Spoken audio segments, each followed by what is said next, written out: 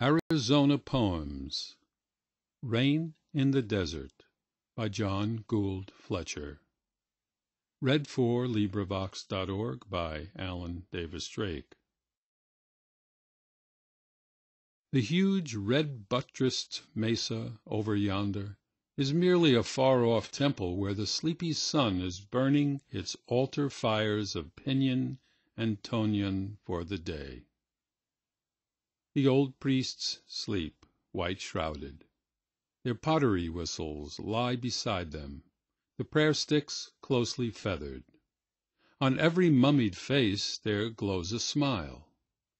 The sun is rolling slowly beneath the sluggish folds of the sky-serpents, coiling, uncoiling, blue-black, sparked with fires. The old dead priests feel in the thin dried earth that is heaped upon them. Above the smell of scorching, oozing pinyon, the acrid smell of rain.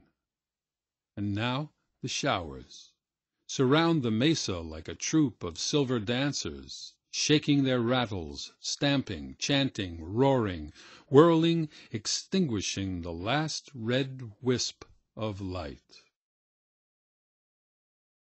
End of poem. This recording is in the public domain.